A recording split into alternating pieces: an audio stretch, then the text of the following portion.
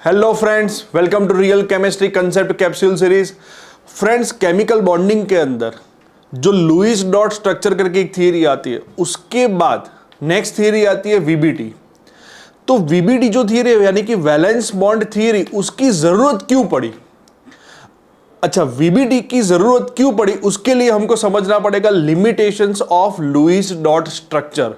Now, तो Lewis dot structure की जो लिमिटेशन है कि वो आपको ऐसा बता सकता है कि बॉन्ड यानी कि जो मॉलिक्यूल है वो उसको हम किस तरीके से ड्रॉ करते हैं, लेकिन उसके अंदर हम जो बॉन्ड ड्रॉ करते हैं वो एक्चुअली कैसे बने और क्यों बने, यानी कि why the bond formation is take place and how the bond formation is taking place.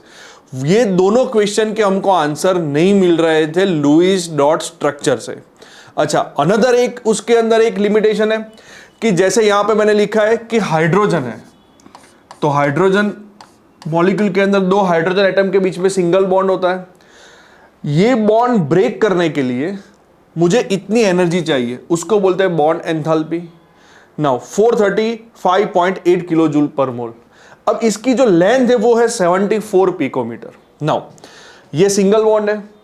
अब अनदर मॉलिक्यूल F2 यानी कि F-F, ये मॉलिक्यूल है हाइड्रोजन और ये मॉलिक्यूल है फ्लोरीन।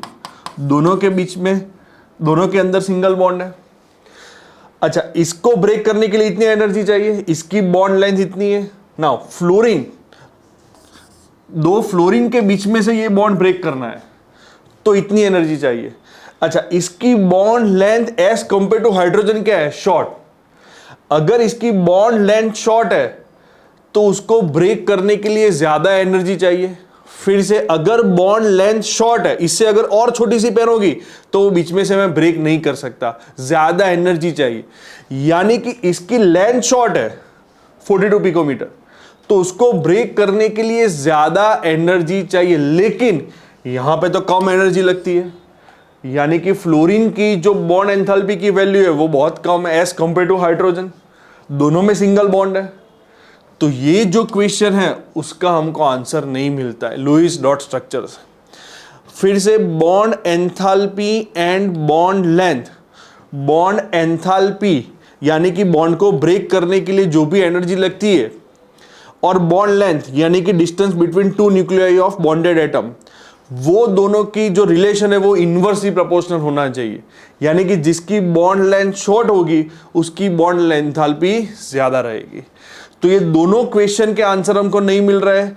और जो VSEPR theory, valential electron pair repulsion principle, वो थियरी भी की क्या लिमिटेशंस है कि this theory gives the geometry of simple molecules, but theoretically उसका कोई प्रैक्टिकल बेस नहीं है VSEPR का कि पर्टिकुलर ये मॉलिक्यूल का शेप ऐसा ही क्यों बना।